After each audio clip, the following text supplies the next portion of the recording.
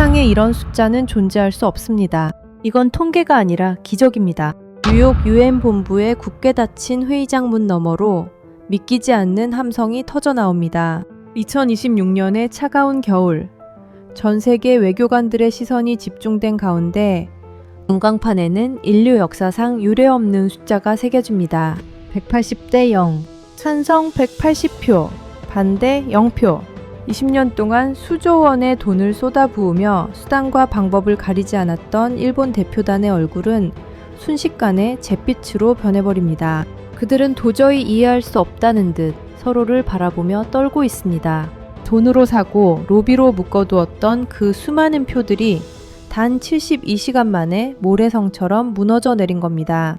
하지만 이 충격적인 반전의 이면에는 일본의 바인더 속 숫자보다 훨씬 더 뜨겁고 강력한 무언가가 있었습니다. 70년 전 이름도 모르는 타국을 위해 피를 흘렸던 나라들이 오늘 왜 눈물을 흘리며 대한민국 앞에 줄을 섰는지, 그 전율 돋는 현장의 진실을 지금 공개합니다. 저는 에드워드 밀러입니다. 지난 31년간 뉴욕 유엔 본부의 기록물 보관소와 전략 분석실을 집처럼 드나들며 이 거대한 국제사회의 톱니바퀴가 어떻게 굴러가는지를 지켜본 노병입니다. 제 머릿속에는 수만 장의 외교 문서와 수천 개의 통계 지표가 들어있습니다. 어떤 나라가 뜨고 어떤 나라가 지는지, 누가 누구에게 빚을 졌고 누가 누구를 배신하는지, 저는 숫자로만 세상을 읽어왔습니다. 2025년의 어느 차가운 겨울 아침이었습니다. 제 사무실 창밖으로는 이스트강의 물결이 서슬퍼런 칼날처럼 빛나고 있었습니다. 그때 안보리 개편한 태스크포스의 수장인 린드버그 부소장이 저를 호출했습니다. 그의 집무실 탁자 위에는 금박이 박힌 두툼한 서류 가방이 놓여 있었습니다. 에드워드, 자네가 맡아줘야겠네. 이번 안보리 상임이사국 후보평가 보고서야. 결론부터 말하자면 이번엔 일본 일세. 린드버그의 목소리는 확신에 차 있었습니다. 그는 제게 일본 외무성에서 건네받은 극비 바인더들을 밀어주었습니다. 무려 3권이나 되는 그 방대한 자료 안에는 일본이 지난 20년간 이 자리를 얻기 위해 쏟아부은 수조 원의 돈과 전 세계 곳곳에 뿌린 원조 자금의 명세가 빼곡했습니다. 데이터는 거짓말을 하지 않네. 일본의 GDP는 세계 4위고 유엔에 내는 돈은 미국, 중국 다음으로 많아. 상임이사국은 돈과 힘이 있는 나라가 하는 거지. 한국은 그저 들러리일 뿐이야. 구색을 맞추기 위해 리스트에 넣긴 하겠지만 자네 보고서의 결론은 일본의 압도적인 자격을 증명하는 쪽으로 가야 하네. 저는 고개를 끄덕였습니다. 30년 넘게 이 바닥에서 잔뼈가 굵은 제게도 그것은 너무나 당연한 상식이었습니다. 상임이사국이란 세계의 경찰 노릇을 하는 자리입니다. 돈이 많고 목소리가 큰 나라가 맞는 것이 이치에 맞습니다. 대한민국이 반도체와 자동차를 잘 만들고 K-팝으로 세상을 들썩이게 한다는 건 압니다. 하지만 이곳 유엔의 정글에서 그런 문화적 요소는 부차적인 것에 불과합니다. 제 사무실로 돌아와 일본이 제공한 자료를 분석하기 시작했습니다. 야마모토라는 이름의 일본 외무성 참사관은 매일같이 제 사무실을 드나들며 새로운 숫자를 들이밀었습니다. 밀러 박사님, 이것 보십시오. 일본이 아프리카에 지어준 다리가 몇 개인지, 우리가 동남아시아에 쏟아부은 차관이 얼마인지 말입니다. 숫자가 말해주고 있지 않습니까? 우리가 아시아의 리더라는 사실을요.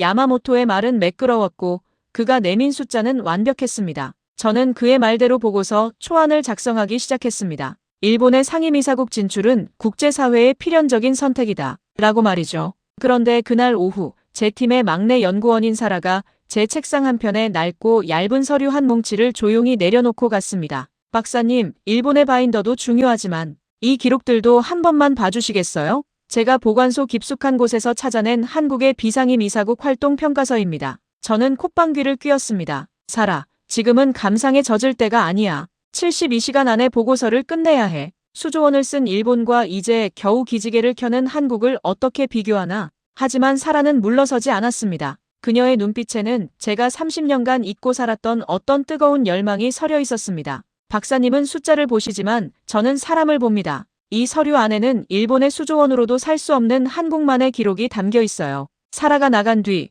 저는 마지못해 그 낡은 서류를 펼쳤습니다. 첫 장에는 2024년 한국이 비상임 이사국으로 선출될 당시의 투표 결과가 적혀 있었습니다. 192개 회원국 중 180표, 93.7%라는 경이로운 득표율이었습니다. 제 손이 멈췄습니다. 180표. 일본이 수십 차례 도전하며 얻어냈던 표수와 맞먹는 숫자였습니다. 한국은 고작 두 번째 도전인데 어떻게 이런 지지를 얻어낸 것일까요? 자료를 넘길수록 제 가슴속 깊은 곳에서 정체 모를 진동이 느껴지기 시작했습니다. 그곳에는 일본의 화려한 그래프 대신 빛바랜 흑백 사진과 손으로 꾹꾹 눌러 쓴 감사 편지들이 복사되어 있었습니다. 1950년 전 국토가 잿더미가 되었던 나라. 1인당 국민소득이 67달러에 불과해 세계에서 가장 가난했던 나라. 그 나라를 돕기 위해 파병되었던 에티오피아의 청년들, 콜롬비아의 병사들, 그리고 필리핀의 의무병들. 그들의 이름이 적힌 명단 옆으로 70년이 지난 지금 한국이 그 후손들에게 보내고 있는 보훈의 목록이 끝도 없이 이어지고 있었습니다. 에티오피아의 가뭄 지역에 파견된 한국의 수자원 기술자들, 콜롬비아의 치안을 책임지는 한국의 경찰훈련단, 그리고 필리핀의 태풍 피해 현장에서 밤을 지새우는 한국의 재난구조대. 일본이 우리가 이만큼 돈을 줬으니 표를 달라고 외칠 때 한국은 그때 도와주셔서 감사합니다. 이제 저희가 돕겠습니다라며 조용히 손을 내밀고 있었습니다. 그것은 외교가 아니었습니다. 그것은 인간으로서의 도리이자 진심 어린 고백이었습니다. 저는 야마모토가 두고 간 화려한 바인더와 사라가 가져온 낡은 서류를 번갈아 보았습니다. 한쪽에는 차가운 숫자가, 다른 한쪽에는 뜨거운 눈물이 흐르고 있었습니다. 31년간 엑셀시트의 숫자가 국력의 전부라고 믿었던 제 가치관이 뿌리째 흔들리는 순간이었습니다. 갑자기 사무실 안의 공기가 무겁게 느껴졌습니다. 저는 창문을 열었습니다. 차가운 뉴욕의 바람이 제 뺨을 때렸습니다. 72시간. 저에게 남은 이 시간 동안 저는 과연 어떤 보고서를 써야 하는 걸까요? 거짓 없는 데이터로 일본의 승리를 선언할 것인가?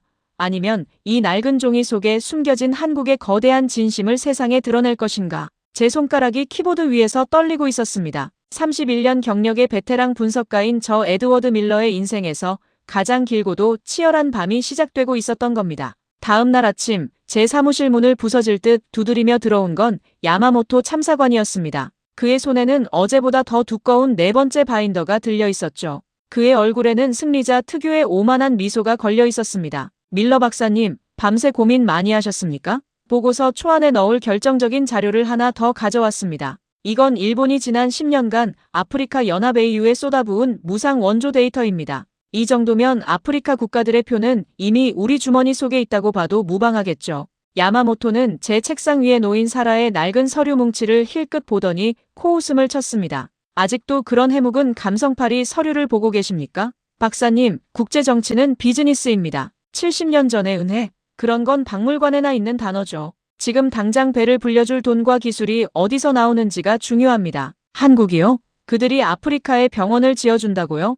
우리는 그 나라들의 국가 예산을 좌우할 정도의 차관을 빌려줍니다. 게임이 되겠습니까? 그의 말은 차가웠지만 현실적으로는 틀린 말이 아니었습니다. 국제사회에서 국가 간의 관계는 흔히 이해관계라는 이름의 계약으로 맺어집니다. 저 또한 31년간 그렇게 믿어왔고 그렇게 가르쳐왔습니다. 하지만 어제 보았던 그 흑백 사진 속 병사의 눈빛이 제 머릿속을 떠나지 않았습니다. 야마모토가 나간 뒤 저는 사라를 불렀습니다. 사라, 내가 가져온 이 서류들. 여기에 적힌 에티오피아의 그 병사 가족들 말이야. 지금 어떻게 살고 있는지 확인할 수 있나? 그리고 한국이 그들에게 정확히 무엇을 해주고 있는지 데이터가 아닌 현장의 목소리가 필요해. 사라는 기다렸다는 듯 태블릿 PC를 켜서 영상을 하나 보여주었습니다. 그것은 에티오피아의 수도 아디스아바바 외곽에 위치한 한국-에티오피아 친선병원의 모습이었습니다. 영상 속에는 백발이 성성한 노인이 한국인 의사의 손을 꼭 잡고 눈물을 흘리고 있었습니다. 이 노인의 이름은 테스파에입니다.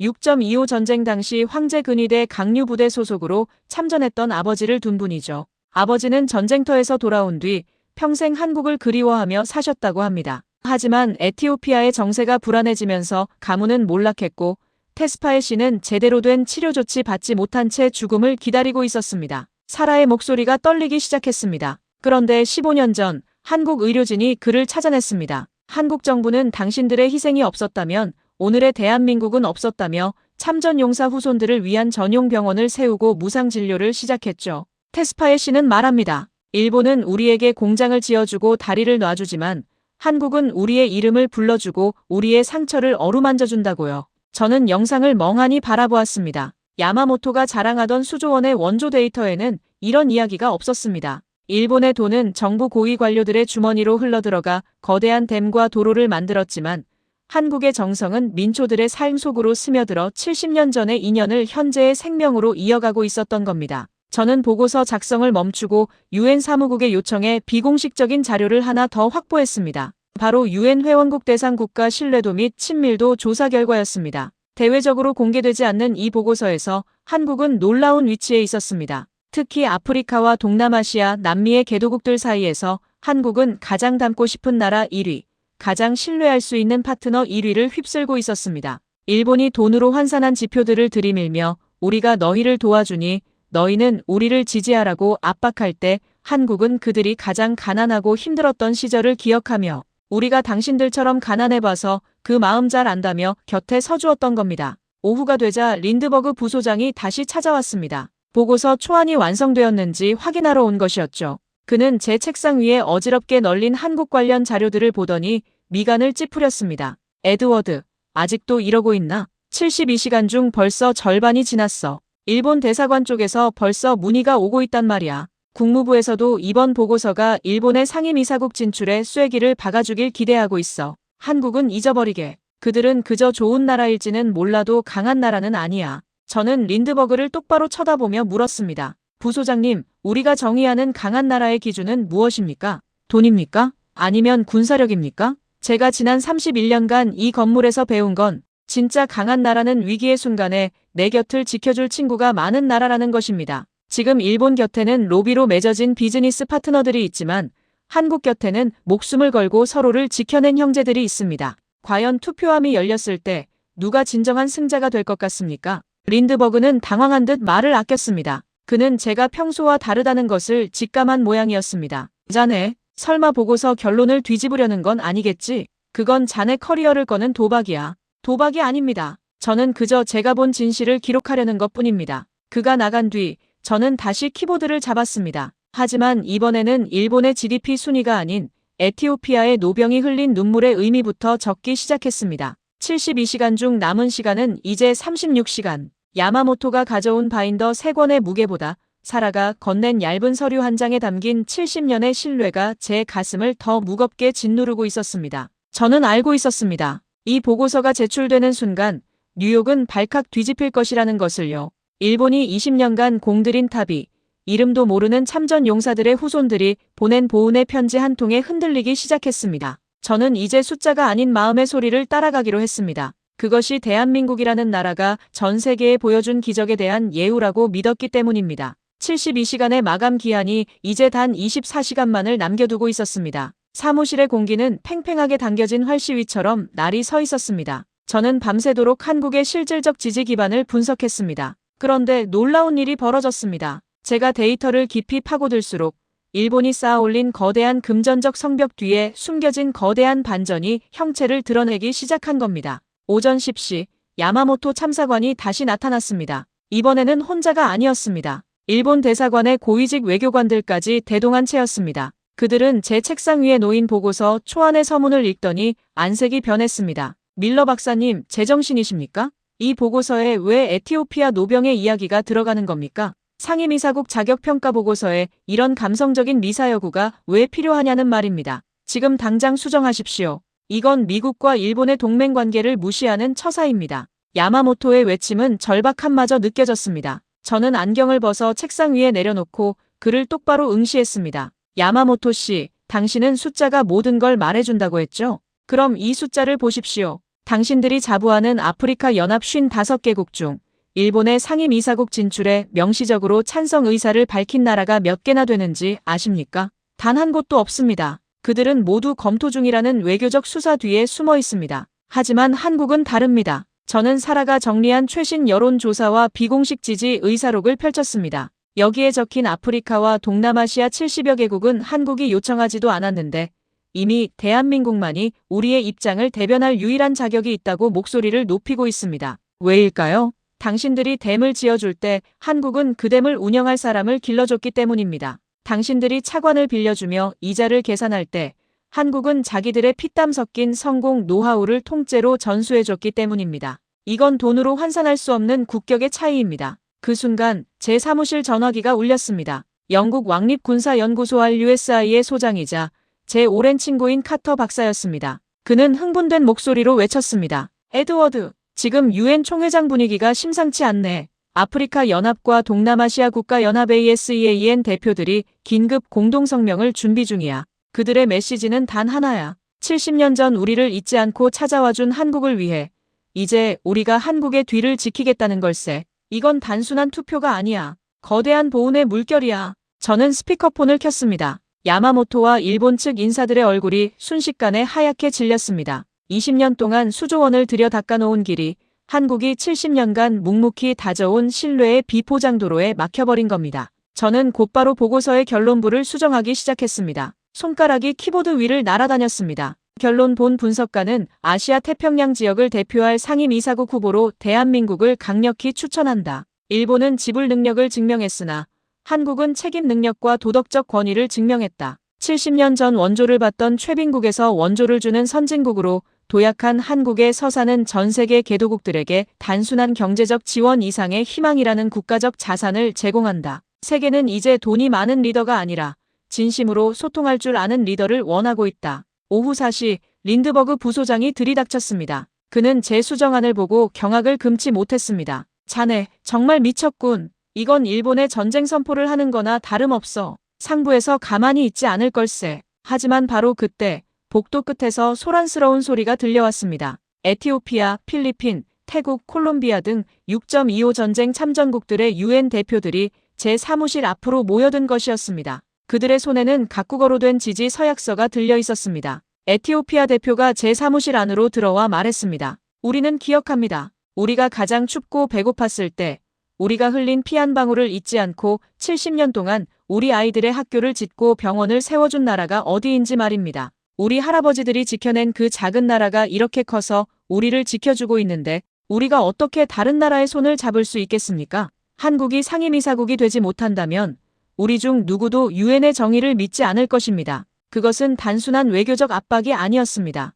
그것은 한 민족의 진심이 전 세계의 심장을 두드리는 소리였습니다. 저는 야마모토를 바라보았습니다. 그는 더 이상 바인더를 만지작거리지 않았습니다. 그의 눈에는 충격과 함께 평생 숫자로만 세상을 보아온 자의 비참한 패배감이 서려 있었습니다. 야마모토 씨, 당신들이 수조원을 쓸 때 한국은 70년을 기다렸습니다. 당신들이 로비스트를 고용할 때 한국은 진심을 보냈습니다. 이제 그 결과를 받아들일 시간입니다. 저는 보고서를 저장하고 전송 버튼을 눌렀습니다. 72시간의 전쟁이 끝나는 순간이었습니다. 하지만 이것은 끝이 아니라 시작이었습니다. 대한민국이라는 나라가 써내려온 70년의 기적이 이제 유엔이라는 거대한 무대 위에서 전 세계의 만장일치라는 신뢰의 신화로 다시 태어나려 하고 있었습니다. 보고서가 전송되자마자 사무실 밖은 축제 분위기로 변했습니다. 사라가 제게 다가와 말했습니다. 박사님, 할머니 말씀이 맞았어요. 한국은 진심을 다하는 나라라고. 그 진심이 이제 세상을 바꿨어요. 저는 창밖을 보았습니다. 뉴욕의 노을이 태극기의 붉은색처럼 강렬하게 타오르고 있었습니다. 31년의 커리어를 통틀어 가장 위험한 보고서였지만 제 인생에서 가장 자랑스러운 순간이었습니다. 이제 전 세계는 보게 될 것입니다. 돈보다 강한 신뢰, 로비보다 위대한 진심의 승리를 말입니다. 드디어 결전의 날이 밝았습니다. 2026년 유엔 총회장, 거대한 돔 천장 아래 전 세계 193개국 대표단의 숨소리조차 들리지 않을 만큼 정적이 감돌았습니다. 제 보고서가 제출된 이후 워싱턴과 도쿄 그리고 뉴욕은 그야말로 벌집을 쑤셔놓은 듯한 혼란에 빠졌습니다. 일본은 마지막까지 데이터의 오류를 주장하며 로비력을 총동원했지만 이미 거대한 민심의 파도는 막을 수 없는 수준이었습니다. 저는 참관 인석 맨 앞줄에 앉아 있었습니다. 제 옆에는 며칠 밤을 지새운 사라가 떨리는 손으로 무릎을 꼭 쥐고 있었죠. 잠시 후 총회 의장의 망치 소리가 정적을 깨뜨렸습니다. 안보리 개편안 아시아 태평양 지역 상임이사국 선출을 위한 투표를 시작합니다. 전광판에 불이 들어왔습니다. 전 세계 외교관들이 투표 버튼을 누르는 찰나의 순간 저는 보았습니다. 일본 대표단의 야마모토 참사관이 고개를 떨구고 있는 모습을요. 그리고 그 옆으로 에티오피아, 필리핀, 콜롬비아 대표들이 서로의 눈을 맞추며 당당하게 버튼을 누르는 결연한 뒷모습을 보았습니다. 투표 결과가 집계되는 1분이라는 시간이 마치 1년처럼 길게 느껴졌습니다. 마침내 전광판에 거대한 숫자가 떠올랐습니다. 찬성 YES 180 반대 NO 0 기권 ABSTAIN 13. 순간 총 회장은 폭발적인 함성에 휩싸였습니다. 180표, 반대 0표, 전원 찬성이나 다름없는 인류 역사상 유례를 찾아볼 수 없는 만장일치의 기적이 일어난 겁니다. 일본이 지난 20년간 수조 원을 들여 쫓았던 그 유령 같던 지지표들이 한국이라는 나라가 70년간 묵묵히 뿌린 진심이라는 걸음 위에서 화려한 꽃을 피워냈습니다. 의장이 떨리는 목소리로 선언했습니다. 대한민국이 유엔 안전보장 이사회의 새로운 상임이사국으로 선출되었습니다. 그 순간 저는 눈물을 흘리는 사라의 어깨를 감싸쥐었습니다. 주위를 둘러보니 아프리카 연합 대표들이 자리에서 일어나 태극기를 흔들고 있었습니다. 그들은 일본의 돈을 거절했습니다. 그들은 자신들의 자존심을 지켜준 나라, 자신들을 원조의 대상이 아닌 미래의 동반자로 예우해준 대한민국의 손을 들어준 겁니다. 야마모토가 비틀거리며 총회장을 빠져나가는 뒷모습이 보였습니다. 그는 끝까지 이해하지 못했을 겁니다. 왜 수조원의 차관보다 한국 간호사들이 에티오피아 마을에서 건넨 따뜻한 말 한마디가 더 힘이 샜는지, 왜 첨단 도로 건설보다 한국의 전자정부 시스템이 그들의 민주주의를 지탱하는 힘이 되었는지를 말입니다. 며칠 뒤 저는 유엔 본부를 떠나기 전 마지막으로 제 기록실을 정리했습니다. 그때 문을 두드리고 들어온 사람이 있었습니다. 바로 에티오피아의 노병 아스파 베켈레의 손자 테스파의 씨였습니다. 그는 한국 정부의 초청으로 뉴욕에 왔다고 했습니다.